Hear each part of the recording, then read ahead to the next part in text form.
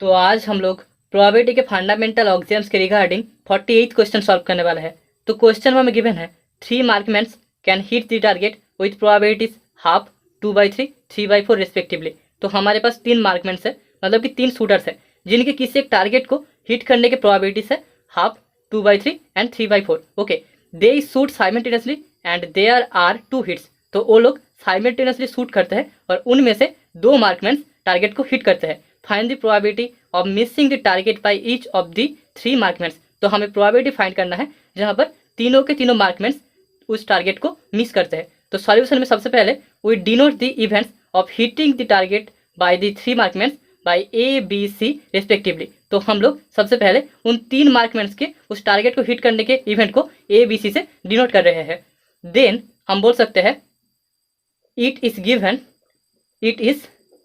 Given that probability of A is equals to half. पहले वाले मार्कमैन के टारगेट को हिट करने का प्रोबेबिलिटी है half. Probability of B is equals to 2/3। दूसरे मार्कमैन के टारगेट को हिट करने का प्रोबेबिलिटी है 2/3 एंड तीसरे वाले मार्कमैन मतलब कि C मार्कमैन के टारगेट को हिट करने का प्रोबेबिलिटी है 3/4। ओके, नाउ लेट, अभी हम मान लेते हैं X denote the event that there are 2 hits when the 3 markments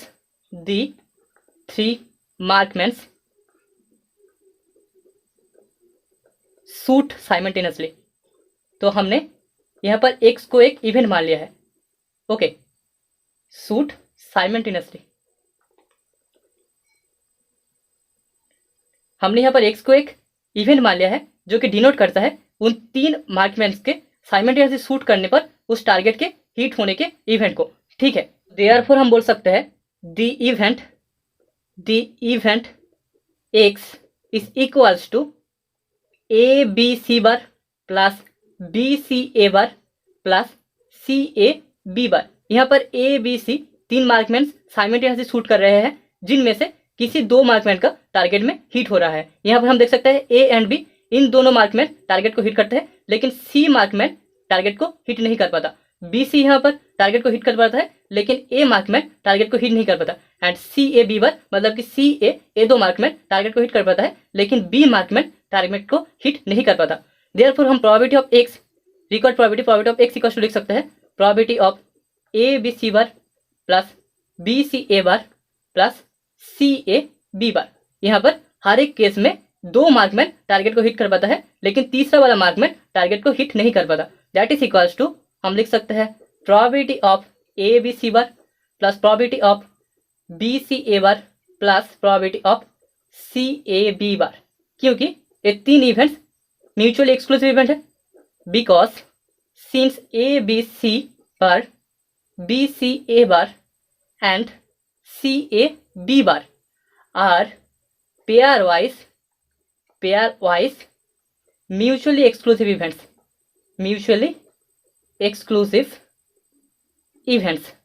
so by using axiom 3 हम बोल सकते हैं, by using axiom 3 हम इन दोनों को एक दूसरे के साथ इक्वल लिख सकते हैं। so that is equals to हमें मिलेगा probability of A into probability of B into probability of C bar plus probability of B, probability of C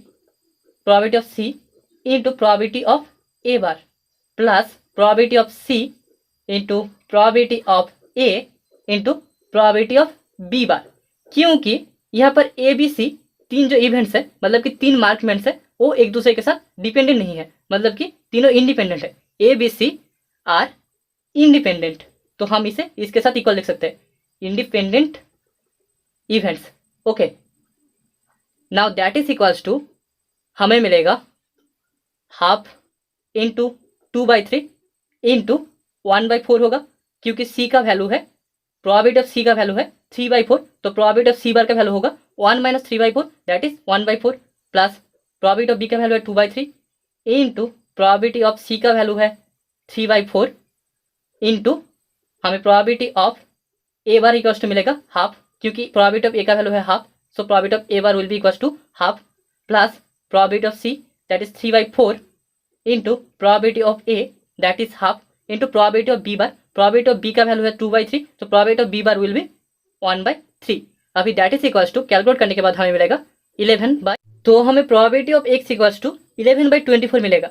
लेकिन क्वेश्चन में हमें पूछा गया है x इवेंट ऑकर करने के बाद 3 मार्क्समैन के उस टारगेट को मिस करने का प्रोबेबिलिटी कितना होगा. तो पहले वाले मार्क्समैन के उस टारगेट को मिस करने का प्रोबेबिलिटी होगा probability of A bar given X, that is equals to हम लिख सकते हैं probability of A bar X divided by probability of X. This is equals to हम लिख सकते हैं probability of A bar into X का वैल्यू है A B C bar plus B C A bar plus C A B bar divided by probability of X. अभी that is equals to हमें मिल जाएगा probability of B C A bar divided by probability of X. Since हमें पता है A intersection A बार, इन दोनों event का जो इंटरसेक्शन होता है वो फाई के साथ इक्वल होता है. ठीक है, तो हमें यहाँ पर probability of A bar intersection A B C इसका वैल्यू मिलेगा 5, क्योंकि यहाँ पर ए बार इंटरसेक्शन ए का वैल्यू 5 होगा, मतलब कि हमें 0 मिल जाएगा. Probability of B C A bar, probability of A bar into B C A bar इसका वैल्यू होगा probability of B C A bar, क्योंकि ए बार इंटरसेक्शन ए बार का वैल्यू होता है A bar. And probability of A bar intersection C A B bar इसका value होगा 5, मतलब कि 0, क्योंकि ए बार इंटरसेक्शन ए का वैल्यू 5 के साथ इक्वल होगा और इसका वैल्यू 0 हो जाएगा. So that is equal to हम लिख सकते हैं probability of B into probability of C into probability of A bar divided by probability of X, क्योंकि यहाँ पर ए बी सी तीनों इंडिपेंडेंट इवेंट्स है. Since A B C are independent, तो अभी हम अगर वैल्यूज को पुट करें तो हमें मिलेगा प्रोबेबिलिटी ऑफ बी का वैल्यू है 2/3, प्रोबेबिलिटी ऑफ सी का वैल्यू है 3/4 एंड प्रोबेबिलिटी ऑफ ए बार का वैल्यू होगा half divided by probability of x का वैल्यू है हमारे पास 11/24.